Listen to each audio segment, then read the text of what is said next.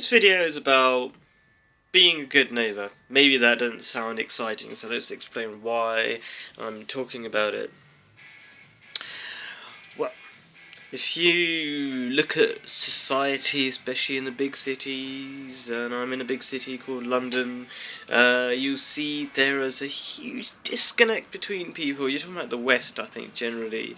There is a massive disconnect, and that disconnect is actually spreading over to the East. Okay, so historically, people in the East, because they've had Islam and things like this, they've been very well connected with each other, but because they're becoming westernized and materialistic, they're losing that. Even in Africa, I've seen bits of that. Right, so we've got to combat this big problem. Okay, it's a serious problem. I'm just saying whatever comes to my mind. So there was this, you hear these stories where this guy jumped off a building because he was lonely. Us human beings care about our connection with other people, even though we try to make out as if we don't need other people. We do. That's our nature. That's what we are, right? It's like, let's think about a chimpanzee. Chimpanzees live with each other, right? Imagine that chimpanzee suddenly stopped living with other chimpanzees and lived by itself with day by day, or its connection, it lived in the forest, went past other chimpanzees, but didn't even talk to the other chimpanzees. It would be lonely. So why do we consider ourselves so different that we don't need a relationship with other human beings? Okay, especially with a human being who lives next door to you. Okay, so Islam puts a huge emphasis on being good neighbours, and if you start to reflect on it, you can see this is one of the key solutions to the problems we suffer in this world. Okay, so what does Islam teach? Why don't we consider some of the ideas?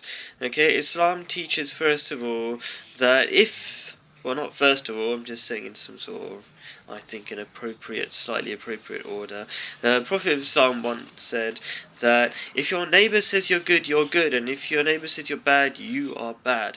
Now, it sounds really simple, but when you start reflecting on it, you will start, for example, wanting to be a good neighbour, because you will realise, if you accept Islamic philosophy, and hopefully you will start beginning to appreciate the wisdom behind Islamic philosophy, that you will start wanting to be a good neighbour, so that your neighbour says you're good to you, and hence what will happen is that you will be a happier person. I tell you, the small things that will make your life better are things like when you step out the door, and instead of your neighbour blanking you, ignoring you, pretending you're not there because they're too embarrassed to talk to you, they'll smile at you and say hello. Just imagine that. That will start your day off. Things like that. Maybe you don't see the neighbour at the beginning of the day, that's not the point. Okay, maybe on the beginning of your weekend day, maybe, I don't know, because you go off to work at different times. Try to understand what I'm talking about here, rather than the specific examples which I kind of explain not perfectly, yeah? Because I'm not the Prophet of Islam, I don't choose my words as carefully as he does. Anyway, I